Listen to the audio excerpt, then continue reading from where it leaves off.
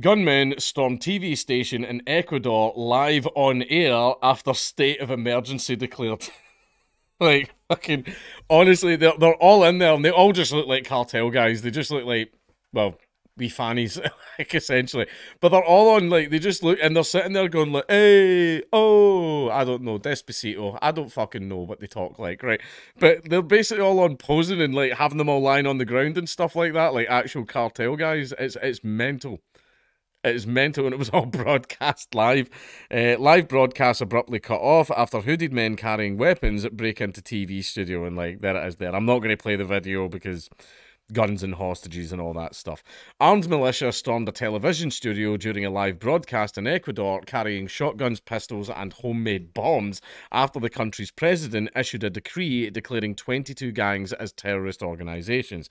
Police arrested 13 gunmen who took over television station TC in the city of... I'm not even going to try and say that. I think that's a Pokemon. During a live broadcast on Tuesday, forcing staff onto the floor in footage beamed to thousands of homes. Thank you for reminding us how TV works. The channel, which was back on air for its evening news broadcast, yeah, the show must go on, said 2 employees were injured in the incident. The terrified host was seen praying to the camera as a shotgun was held to his head, while other attackers showed off grenades and sticks of dynamite to the audience. Like, if I thought I was going to have my brains blown out on live TV, I'm not going out like a bitch. You know, like, I'm not going to be sitting there like that, like, I'll admit, it's kind of, I feel bad making fun of the guy. Like, he probably thought he was actually about to die. But, I mean, yeah, you look like a bit of a bitch on live TV to the country. Like, I know, I'm kidding on. That was, obviously, he was terrified. The group shouted that they had bombs as what sounded like gunshots were heard in the background.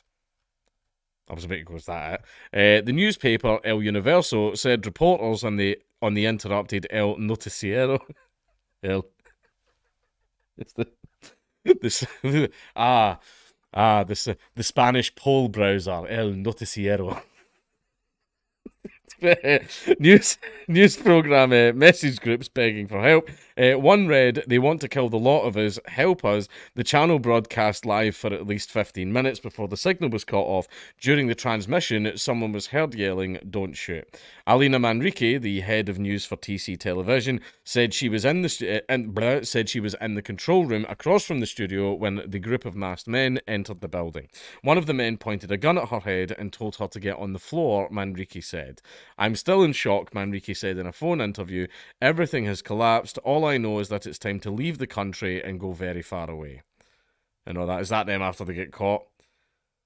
I mean, they're in the studio there, so did they just go in there, do that, and then have, like, no plan for, like, getting away afterwards?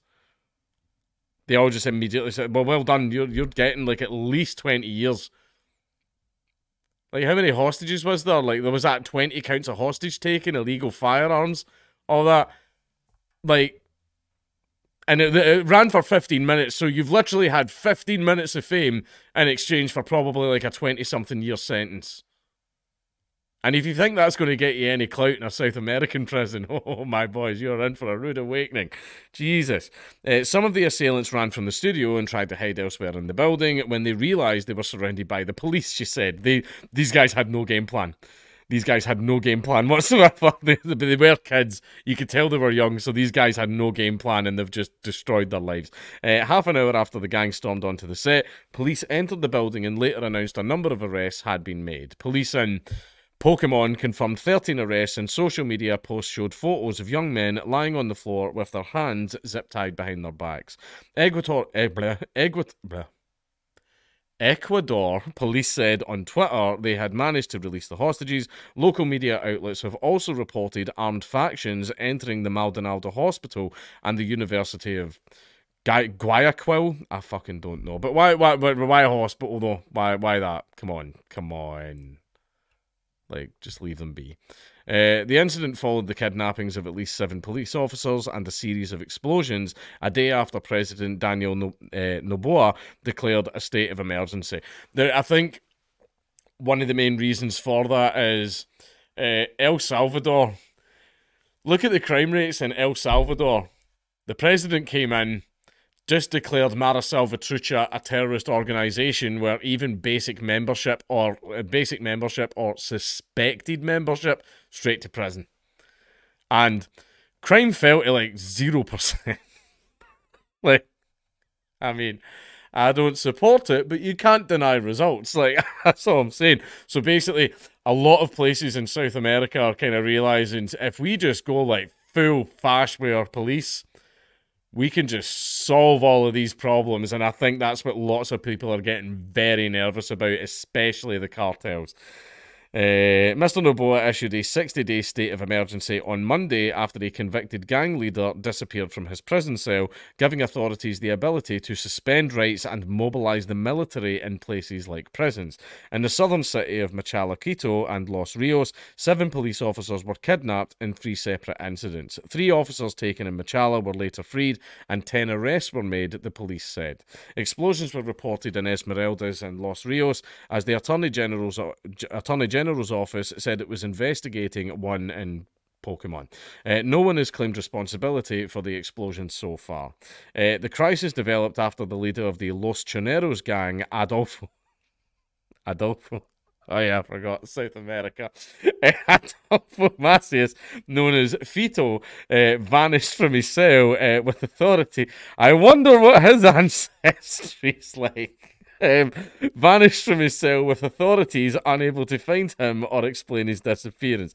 Ecuador's prosecutor's office tweeted on Monday that it had filed charges against 2 prison guards as part of the investigation into the case, which it is considering a prisoner's escape. That's, by the way, one thing that's very common in South America. I fucking wish it was a thing over here, Jesus Christ, is you could just, over there, you can just bribe the police to go away. You can just bribe them to go away. That's something. In fact, the police sometimes hope to catch cartel members at it so that they can ask for a bribe. Some of them might go, I need a bit of money, I'll actually do my job and try and catch a car. Oh, well, you've been caught with this much. But it's like, yeah. It's fine. You know. Los Choneros is one of the Ecuadorian gangs considered by authorities as responsible for a spike in violence over the past years that reached a new level last year with the assassination of the presidential candidate Fernando Villavicencio. I don't know, is that how you pronounce it? I have no idea. The gang has links with Mexico's Sinaloa cartels, according to authorities. The politician had said that the criminal group led by Fito threatened him, but so far authorities haven't directly accused Macias or his group of being behind Villavicencio. I'm practicing my Spanish. Or is it Portuguese? I fucking don't know. Los Choneros and other similar groups linked to Mexican and Colombian cartels are fighting over drug trafficking routes and control of territory, including from within detention facilities, where at least 400 inmates have died since 2021, according to authorities. Experts have acknowledged that gang members practically rule from inside the prisons, and Macias is believed to have kept controlling his group from within the detention facility. President Noboa, an heir to a fortune built on the banana trade. Yep. Oh yeah, well, with a little help from my friends, took over in November, saying his government's main objective is to reduce violence. His administration said the violence was a reaction to the president's plan to build a new high-security prison and transfer jailed gang leaders. Today's events show that the actions and decisions taken by the national government are gravely affecting criminal structures, and as an answer, they have created a wave of violence to frighten the populace. Admiral Jamie Vela, head of the Joint Command of the Armed Forces, said after a security meeting with the president. The US condemned Tuesday's brazen attacks, saying Washington was closely coordinating with President Noboa, I bet he is with his banana family, and stands ready to assist. Brazil, Colombia, and Chile, get the hiccups now. Brazil, Colombia, and Chile in the neighborhood extended their support for the Ecuadorian government. Ecuador's domestic crisis prompted Peru's government to declare an emergency in the north along its border with Ecuador. The Chinese embassy and consulates general in Ecuador announced a temporary closure from 10th January until further notice. Mad. But see that stuff, like, this doesn't look like genuine cartel stuff. This doesn't look like a genuine thing that they would do. Oh, hey, do you want to just, like, absolutely get 8 of our foot soldiers instantly arrested and sent to prison for 20 years each. These have been stupid wee boys that have went in and done this. Yeah, maybe they're part of the cartel, but they're going to be on like the bottom ladder, like the bottom rung of the ladder. There's no way that the big guys authorize something like this. Because basically this, oh, that made things worse. That made things a lot worse, which means that when those guys get to prison, they're probably going to be punished for that. But yeah, fuck around and find out.